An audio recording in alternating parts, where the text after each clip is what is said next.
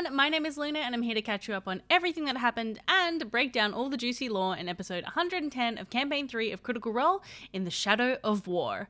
I am desperate to talk about the end of this episode, but first let's take a look at the moments leading up to this historic event. So, Belltells find themselves back in the Raven's Crest after climbing out of a pool of blood, where they died, as you do, and communed with the Matron of Ravens.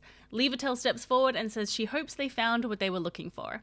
As they leave the temple, they see that forces are amassing in the city, preparing for an assault on the Malleus Key, with skyships in the air and a tense, busy atmosphere on the streets as soldiers and armed forces from all over Exandria prepare. They send a message to Keyleth asking to meet her, but she says she is not currently in Vasselheim. I'm not there at the moment. I'm currently gathering my compatriots, one of which has been challenging to locate.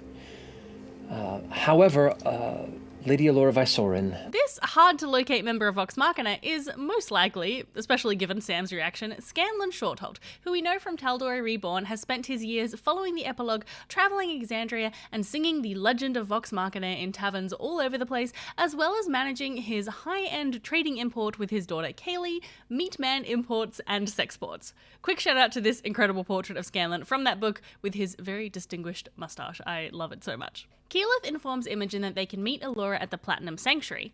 Ashton asks Keyleth, via Imogen, if there is any way to commune with the primordial titans Kamort and Raishan, and she says that they should try and stand where the power of the titans is strongest, like Pyra or Terra.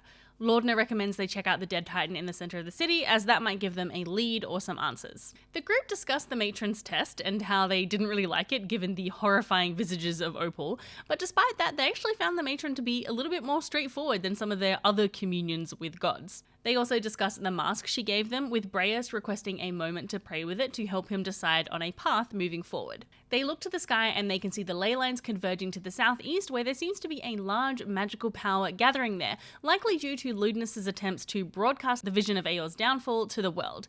Imogen, seeing this, messages Liliana. Imogen, I'm glad you're okay. I love you too. I've kept him in bay so far, and I think he believes me. I think that's all. Imogen tells the group she's not sure how much longer Liliana will be able to hold off Ludinus from sending the message, but there is hope she may be able to stop him from doing so altogether. They head to the Platinum Sanctuary, and on the way there, they meet an old friend. Guys! Oh God. Oh, what's that? No way! And you turn and you see a familiar bald tiefling, thick coat running. My goodness, I did not think I'd ever see any of you again, you crazy sons of bitches! As Captain Xandis rushes up and just grabs the closest one to them with his legally Orim with his ice field and just picks him up. You wild the peoples, my goodness! Oh my gosh! It's so good to see you. I am so happy that Xandis is still alive. I tell you, it really annoyed me a lot how the party just kind of forgot about them and never tried to use a sending or a scrying spell to check on them, especially after they convinced Xandis to let them destroy the ship and go into an extremely dangerous territory. You know, I figured Matthew Mercer wouldn't kill them off screen or anything, and I'm very happy that that's the case. Xandis introduces themselves to Dorian, missing that Breus is also new to the group and misinterpreting that Breus is Dorian's squire, which was rather amusing. Xandis explains that following the ship's crash into the Malleus Key, Ira, the Nightmare King, teleported them onto some rocks, but just left them there, and then they wandered the deserts of the Hellcatch Valley for several days before masquerading as a Vanguard member just to find some safety. When the Vanguard encountered other forces, Xandis managed to make it to the other side and convince the Council that they weren't like a Vanguard spy. Following these events, they have been given the title of Keybane by Keyleth, as well as a new airship from the Council, which Chetney takes credit for. The ship is called Keybreaker, and they have been given a frontline position in the assault, leading the force of skyships. I like all the alliteration here. We've got Captain Xandis, who is the Keybane, captaining the ship Keybreaker, given by Keyleth. The group catch up Xandis a little bit on their adventures on Ruidus, and Xandis says that they're waiting for the go-ahead for the attack, and they'll be delivering people to the front lines with their new ship. Xandis inquires after FCG, and Imogen shares the bad news. I like them a lot. They were very kinda, I don't know, uplifting sort of folk. Not a whole lot of those in these places, you know? They say their goodbyes, and Xandis rushes off to keep getting things ready. Dorian fills the group in on what he saw when he bumped into Opal's thread in the matron's domain, the vision of Opal and others in the Hellcatch Valley preparing to fight, and Breas wonders if talking to her might give them some more insight into what the Betrayer Gods are telling their champions about this upcoming fight. This is honestly pretty rich from Breas, though, who has spoken to a Betrayer God and been given instructions back, in episode 108, but he has not told the party about this personal insight into Asmodeus yet. The group discuss whether or not it would be possible or even beneficial to reach out to Opal, and Oram says that this might be the last time that they get a chance to say goodbye, and that they should all think about saying their goodbyes to anyone they want to. The others kind of berate him for having this negative outlook, but Ashton agrees with him. I disagree. It is not a negative thing to be realistic about what we're going into, and pretending everything's going to be fine. Pretending everything's going to be fine is not helping anybody. And if there's someone you want to talk to, or if there's something you want to, say, and that's how you hit the end, however it goes, and I mean, what else the fuck do you have? Lordna says maybe they should give each other eulogies just in case they do die, and they decide that that might be a good idea to do over some drinks at the tavern in the dead Earth Titans butt crack that the players made up themselves and have committed so hard to that Matt just had to include it. They finally arrive at the Platinum Sanctuary where they meet Allura and report the success of their mission in the Feywild. Dorian summons Coriolis, who confirms via 2 hoof clops that he dropped the guard that they mind-modified back at the Unseelie Court.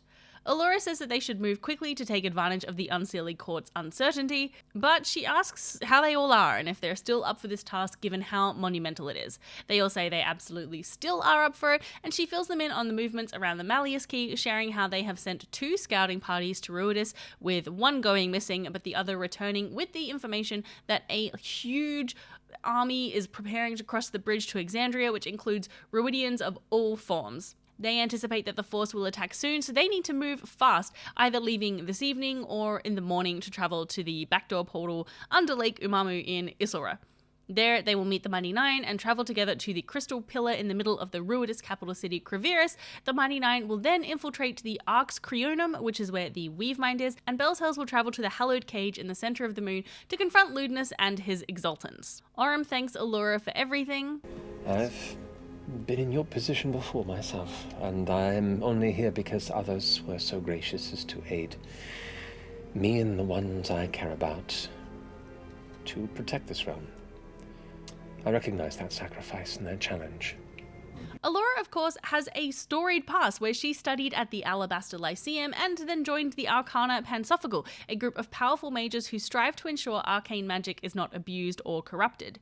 She was in an adventuring party with her now wife, Lady Kima, and one of their quests was to trap Thordak, the Cinder King, in the fire plane using a soul anchor made from the heart crystal of a primordial fire titan. Allura has such a fascinating story to me, and I would love to see Critical Role release a book about her. I understand why they release books about the main characters, because those probably sell better, but I bet a lot of people would love to hear about Allura and, also like Lady Kima and their relationship. I just love them so much. Before parting ways, Chetney asks for some gold for supplies, specifically for 30,000 gold, but she gives her personal stash of 400 platinum, which Chetney, of course, pockets, adding to the rest of the gold that he's squirreled away. And look, I gotta say, I remember when Caleb and Liam were getting absolutely flamed for this perception that he was hoarding magic items, when in actuality he was using them as a way to set up roleplay scenes between his character and the others in the party. And I don't see Chetney or Travis getting anywhere near as much heat for his gold hoarding. Not that either of them should get heat for either thing, but yeah, I don't know. It's interesting. The group split up with Chetney, Imogen, and Oram heading off shopping, specifically for diamond dust and gems to use as spell components. Chetney takes a little convincing to part with some money. I'm gonna walk over to Chetney and I'm gonna grab his little hands. Say, hi, buddy. Oh, yeah. Hey, Dorian. You and I have not had much solo time lately, have we? No?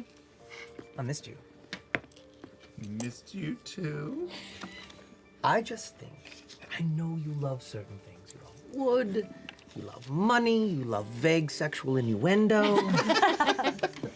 I just think this might be a time to maybe just let a little of that go for a second for your friends, and I'll cast Charm Person on him. I also like overt sexual. Go ahead and make a wisdom saving throw with advantage because of your natural resistance to magic. I gotta try. 8. 2 and a 6. So maybe, All the sexual innuendos are running through his head. just maybe, those tiny, supple, soft, strong little hands can reach deep down in that coin purse Keep going. and give your friends a little bit of money. Loan me, Yeah. buddy. A little bit of money. Chetney takes half the money. I think he said he had like 3,000 gold total and hands it over. It's difficult to find supplies given that lots of soldiers and forces are stocking up for the days ahead, but they buy some diamond dust from Cedric's Shines and Keepsakes. The proprietor, Cedric, or who we assume to be Cedric, is mostly sold out, but they manage to convince him to part with some of the last of his supplies, and Oram notices that in the back he has supplies for making counterfeit jewelry and potions, and...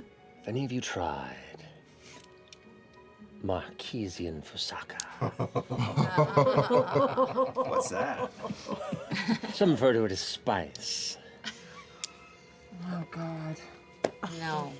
You've never. Now I'm sad You've aloud. never dabbled. I assume you have, Pop. You've never dabbled. Please. I gave it the name. You've never spiced. I've never spiced. This is a throwback to Campaign 1, where someone asked Vox Machina to bring them back some Fusaka from Marquette, and Scanlan, assuming it was a drug, got caught up in a whole drug ring thing. Do you spice? Do you spice? Yo, you cool? You cool, dog? I don't know what you're talking about. I'm not an authority. Do you spice? Spice it? I'm sorry, I'm confused. Let's go. Ignore that part. Thank you so much. What do you think? A little spice? Chetney buys some and puts it in the bag of holding for later. Meanwhile, Dorian splits off on his own, moving through the military encampments and singing songs of Bell's Hells to tell their story and spread the good word of the group in the hopes that it will sort of curry favor for them. You know, that might come in useful when they are on Ruidus, or if they make it back. When they make it back. Ashton, Laudner, and Fern head to the dead primordial titan, which has been carved out and made into homes and businesses and walkways. As they approach, Ashton feels connected to this titan, and the connection feels ominous. They start climbing up it after getting directions to the bar in its butt, Shank's Cantina, from some awful teens. No, Magnus, no. Write a comment if you get that reference. If you do, I love you. They go past the cantina, planning to go back later, and Laudner notices in the entryways and other openings that there are abjuration wards which keep the necromantic energy that was used to reanimate the Titan in the events of Campaign 1 at bay. Ashton instinctively leads them to a large interior chamber in the center of the Titan, which is a spot that just feels right to them. Ashton lies down on the stone and starts to sink into it by turning into their elemental form, and they are granted a vision or a communion with a primordial Titan. I am from you, I'm of you, and I will return to you. I travel with Rashan, a part of them. The gods may leave. If we do this,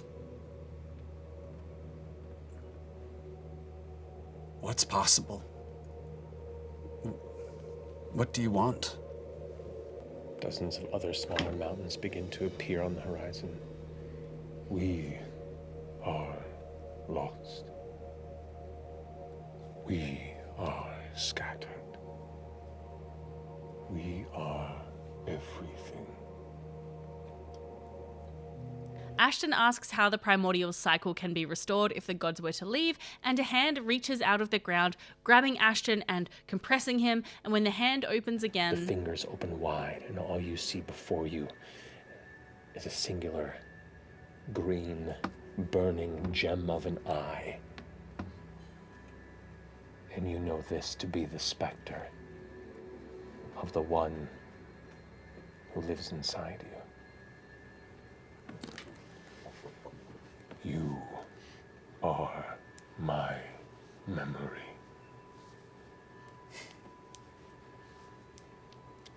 We are lost. You are not.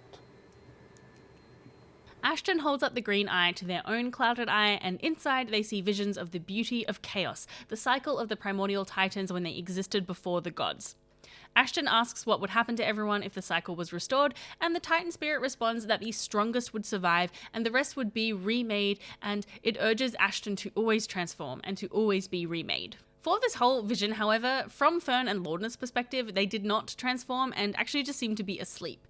At the end of the vision, Ashton wakes up and explains a bit about what they saw and heard, and they seem to have taken heart from this vision, saying that they think people would be okay without the gods if it came down to it. You know, so it seems from this sort of communion that despite the primordial titans being sundered and blown all across Exandria in little pieces, which is what we saw sort of in EXU Calamity, some of their spirit or soul still remains and is able to be accessed, even if in sort of a abstract way like we saw in the vision. It seems like Matt is opening the doors for the party to have multiple options for Predathos and perhaps giving them some knowledge that things might be okay if the gods go away.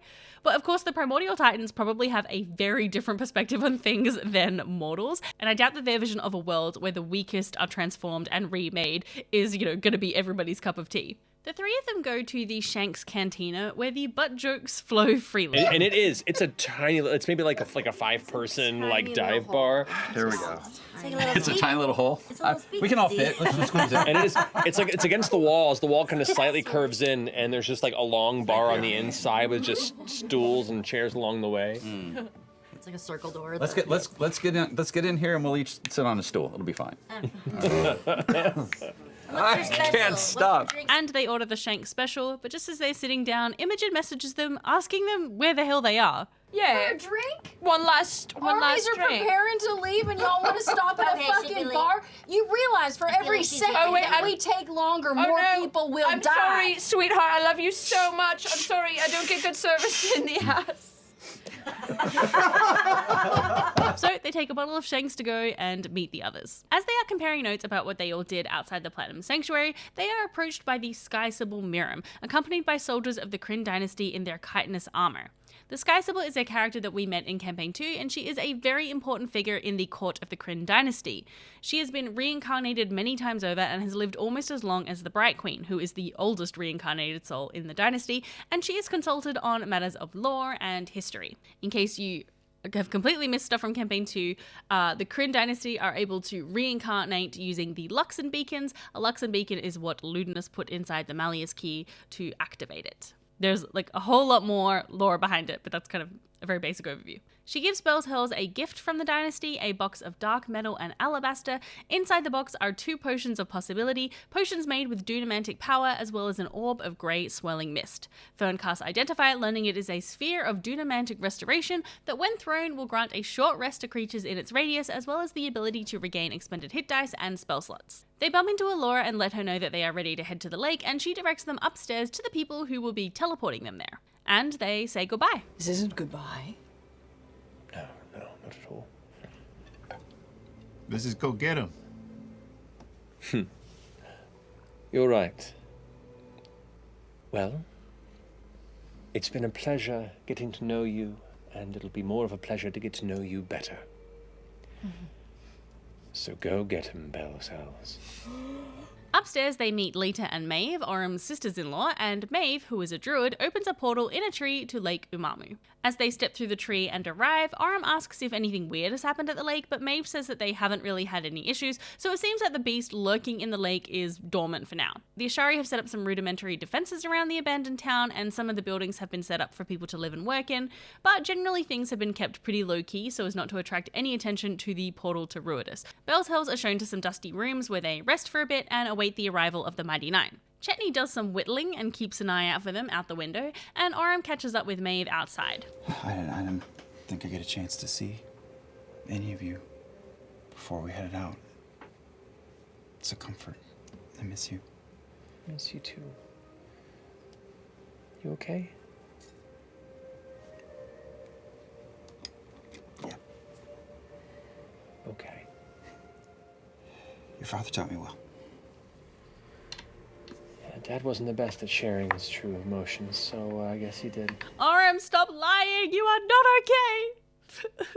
He hugs her and says goodbye and then goes to find Imogen. He asks Imogen to send a message to his mum, telling her that he misses her and loves her, and she sends her love back as well, saying that she has a new recipe for apricot pie. Imogen also messages her father saying that she loves him no matter what and thanks him for doing his best. He replies, Imogen, Think about you a lot.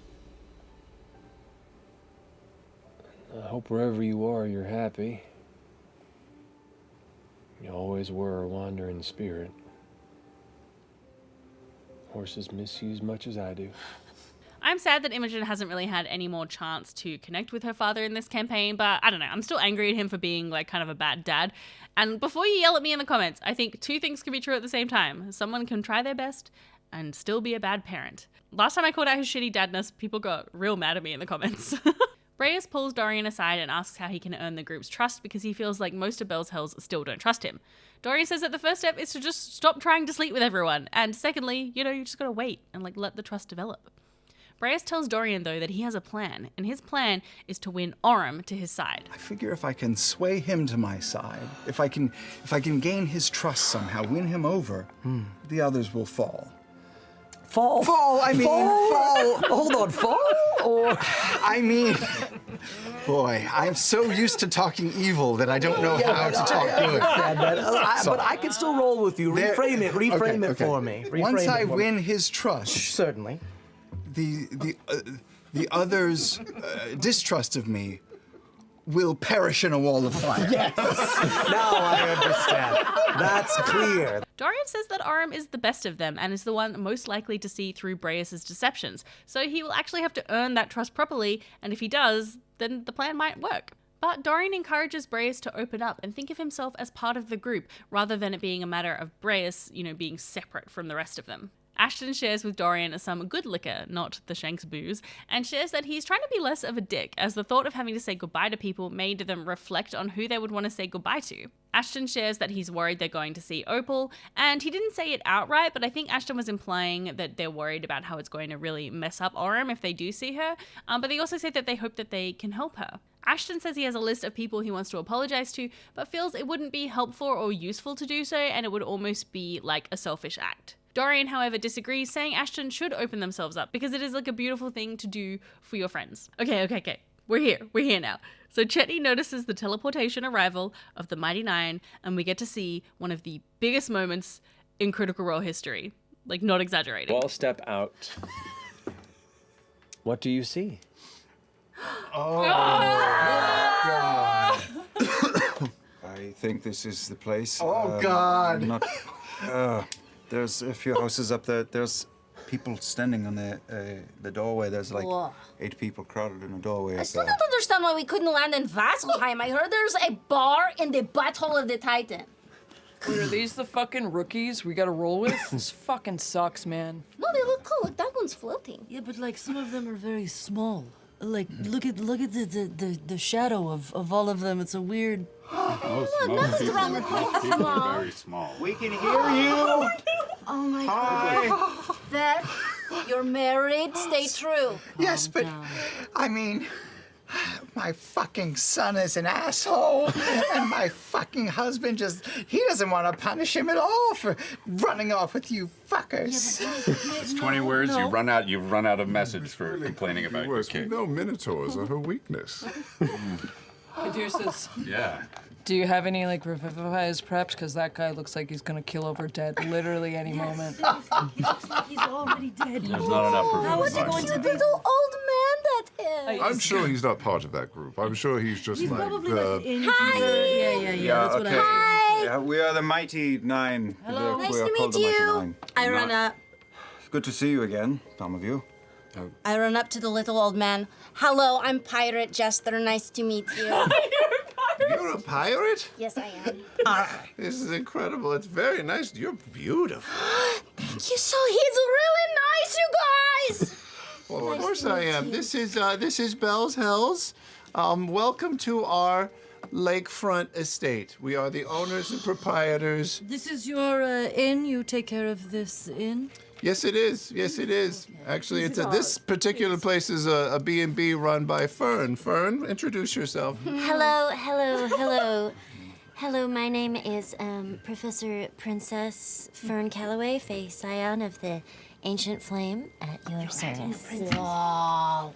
I didn't know you were adding. Sometimes I have. Nice to meet you. I'm Pirate Jester. Oh my god.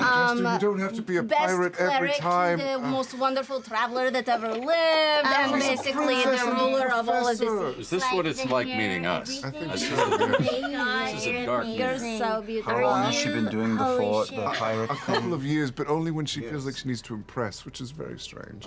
So wait, you all are the Mighty Nine? Why are there only 7 of you? And that's where we're gonna finish this episode. It is absolutely wild to see 10 years of Critical Role culminating in this moment. I think one of my favorite parts of the scene was watching Matt watch this whole scene unfold. He just looked so happy and giddy about these two parties coming together. I have no idea how this is going to work moving forward because, as Marisha said, there is already too many people at the table, and with them playing multiple characters, you know, both Mighty Nine and Bell's Hells, we're going to have a total of 15 characters, I think, all at once. I just can't imagine trying to hold both of those characters in your mind at the same time. Like, I've certainly done that as a DM before, but it feels a lot more intense like this for some reason. I think maybe it's because these characters are just like, we know them so well, and even seeing them changing their body language was really cool to watch. Matt mentioned in the cooldown that they will only be traveling together for a short period of time given the ticking clock. So I think we may only get one episode of these shenanigans, but oh boy, it's gonna be pretty special. Let me know what character team-ups you are excited to see. Personally, I'm hoping that Veth and Chetney get a chance to chat because I don't know, I just feel like they have a really similar chaotic vibe. Honestly, Chetney would make a great honorary member of the Chaos Crew. It's a perfect fit. And I also just feel like maybe Yasha and Aurum might connect really well. They just kind of have a similar vibe going on. I think it would be way too difficult to do, but like Bo and Laudna reacting to each other as well. I just want to know what Bo thinks of Laudna. I don't know. There's so many like character matchups that I want to see, and I doubt we're going to get to see them all because there's just too many to get through. So yes, please put your thoughts and theories in the comments. I can't wait to read them all and see what happens next week. Oh, and if you want a refresher on what happened in EXU Calamity with the Primordial Titans, you can see my recap of that series right here. Bye!